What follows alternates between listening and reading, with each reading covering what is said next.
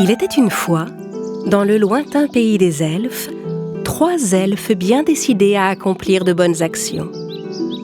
Un matin, ils se préparèrent et se mirent en route pour le pays des hommes.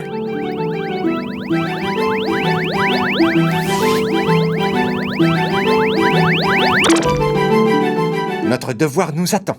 Suivez-moi, mes amis. Je suis impatient. Nous allons enfin découvrir le fameux pays des humains. Je voudrais que chaque personne dans ce monde soit très heureuse. Si nous aidons les humains à être plus heureux, alors nous serons vraiment de bons elfes.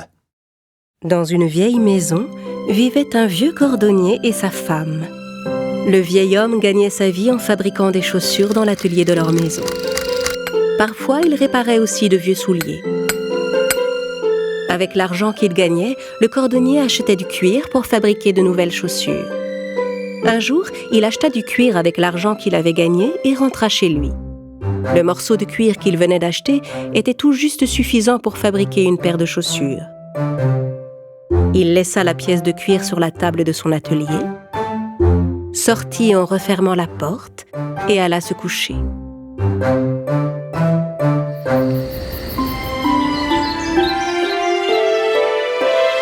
Le lendemain matin, le cordonnier se réveilla. Il s'étira sur son lit et se demanda quel genre de chaussures il allait fabriquer. Et comme tous les matins, il prit le petit déjeuner que sa femme lui avait préparé. Merci pour ce déjeuner, ma chérie. Je dois aller travailler maintenant. Aujourd'hui, je vais fabriquer une très jolie paire de chaussures. Mais tu as déjà fait une belle paire de chaussures hier soir. Tu as encore assez de cuir pour en faire une autre ? Le vieil homme ne comprenait pas. Il savait bien qu'il n'avait pas fait de chaussures avant d'aller se coucher. Le cordonnier se précipita dans son atelier, suivi de sa femme. Quand il arriva dans l'atelier, il fut stupéfait. Le morceau de cuir qu'il avait laissé la veille sur sa table s'était transformé en une jolie paire de chaussures.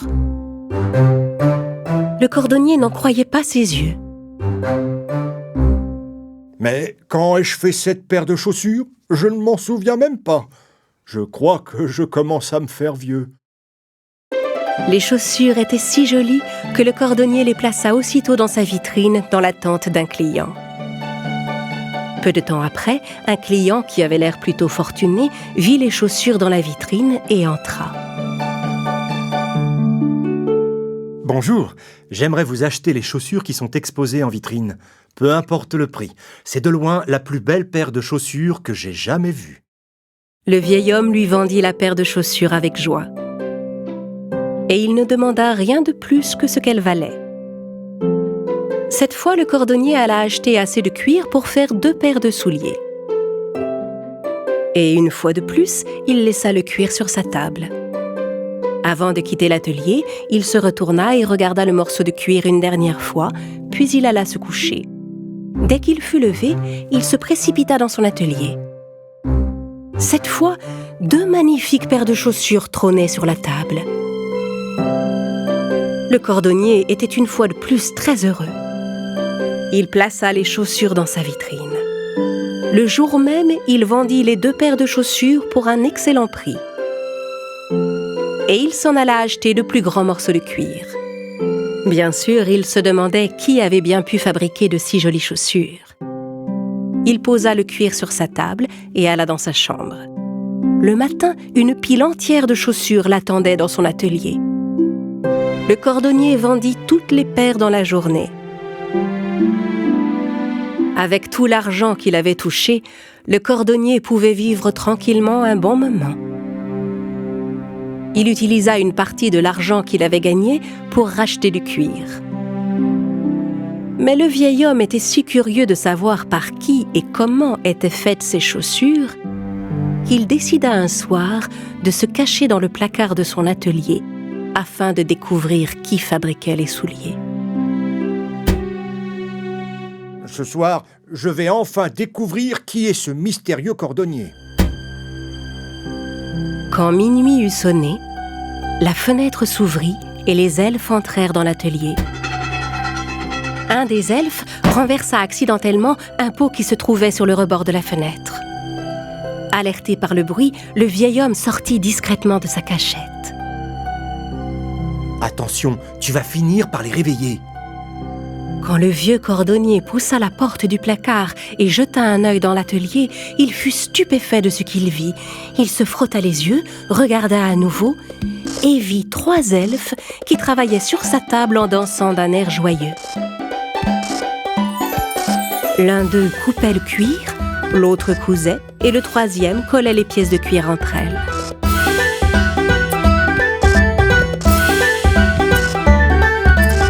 Ensuite, ils attachaient les lacets et ciraient les chaussures.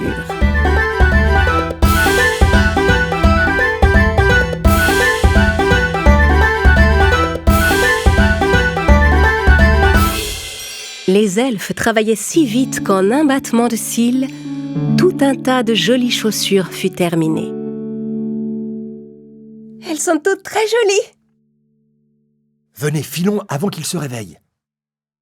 Les elfes repartirent comme ils étaient arrivés, souriants et dansant. Le cordonnier sortit de sa cachette et courut voir sa femme pour lui raconter tout ce qu'il avait vu. Bien sûr, sa femme avait du mal à croire à son histoire. Mais quand elle vit toutes les chaussures neuves dans l'atelier, elle sut que son mari n'avait pas pu les faire lui-même en une seule nuit. Ils décidèrent ensemble de remercier les elfes pour ce qu'ils avaient fait. Le jour suivant, la femme du cordonnier prépara pour les elfes un véritable festin.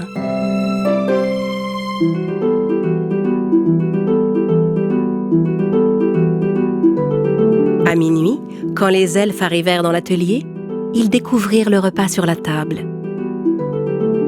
Regardez toute cette nourriture, vous croyez que c'est pour nous? Bien sûr que c'est pour nous, voyons. Pour qui veux-tu qu'ils aient laissé de la nourriture à cette heure? Nous avons accompli notre mission dans cette maison. Il est temps pour nous de visiter d'autres demeures qui ont besoin d'aide. Au matin, le cordonnier et sa femme retournèrent dans l'atelier. À la place de la nourriture qu'ils avaient laissée, ils trouvèrent de belles chaussures flambant neuves. Après ce jour, les elfes ne retournèrent plus chez le cordonnier.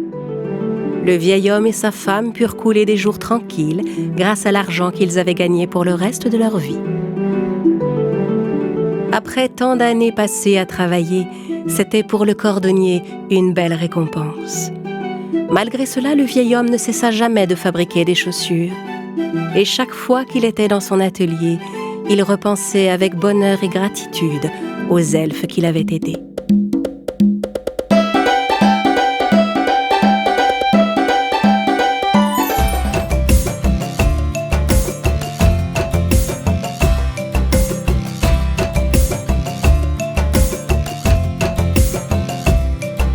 Cinq petits singes sautant sur le lit, un se cogna la tête sur le tapis. Maman appela le docteur et le docteur dit: plus de singes sautant sur le lit.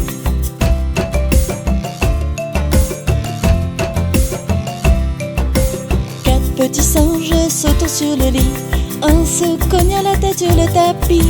Maman appela le docteur et le docteur dit: plus de singes sautant sur le lit.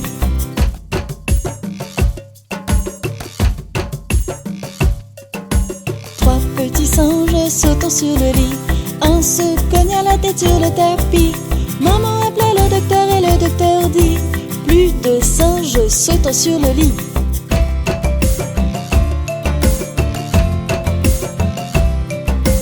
Deux petits singes sautant sur le lit, un se cogna la tête sur le tapis.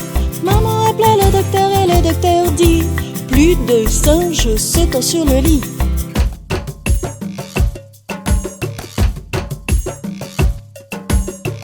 Petit singe sautant sur le lit, un se cogna la tête sur le tapis. Maman appela le docteur et le docteur dit: plus de singes sautant sur le lit.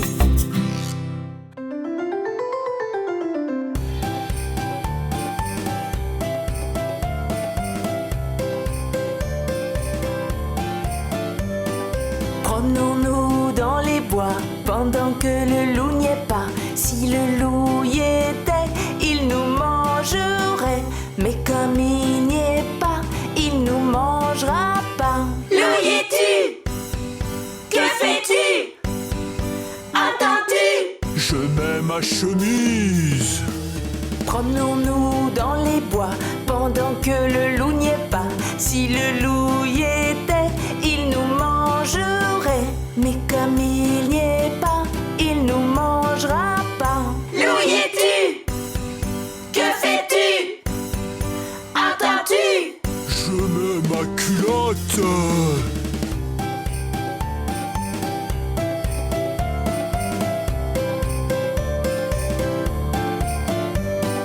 Promenons-nous dans les bois pendant que le loup n'y est pas. Si le loup y était, il nous mangerait. Mais comme il n'y est pas, il nous mangera pas.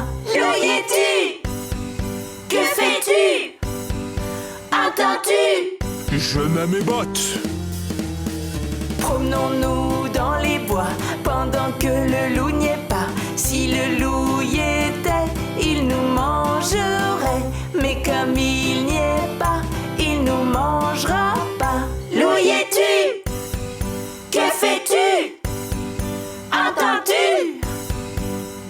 Je mets ma veste. Je mets mes chaussettes. Je mets mes bottes. Je mets mon chapeau. Je mets mes lunettes. Je prends mon fusil. J'arrive.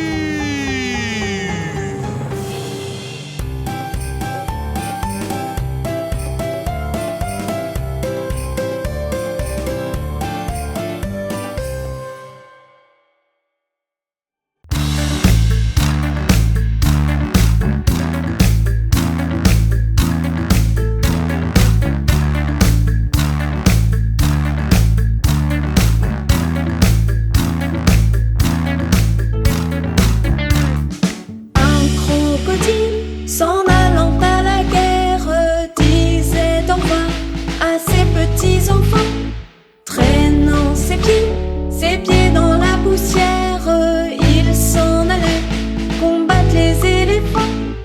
Allez croc-croc-cro, les croc-croc-cro, les crocodiles, sur les bords du Nil, ils sont partis, n'en parlons plus. Allez croc-croc-cro, les croc-croc-cro, les crocodiles, sur les bords du Nil, ils sont partis, n'en parlons plus.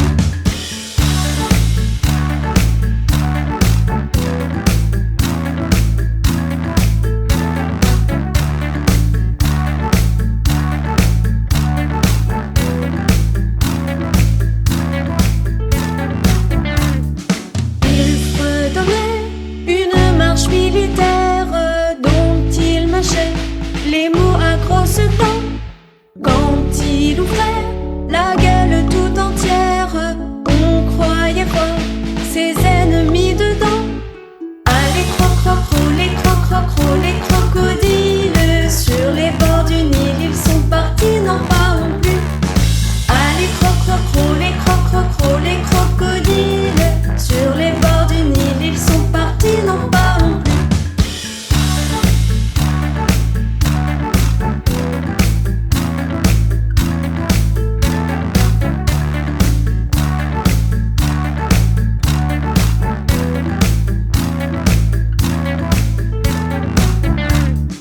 Un éléphant parut et sur la terre se prépara ce combat de géants.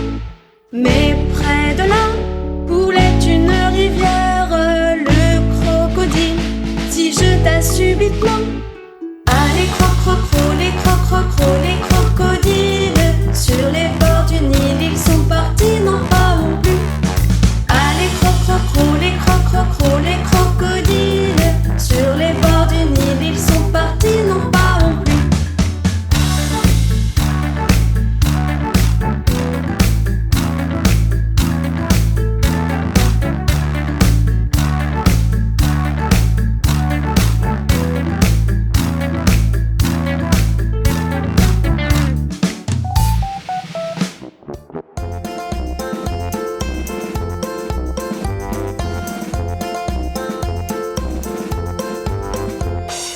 Pomme de renette et pomme d'api, tapis, tapis rouge.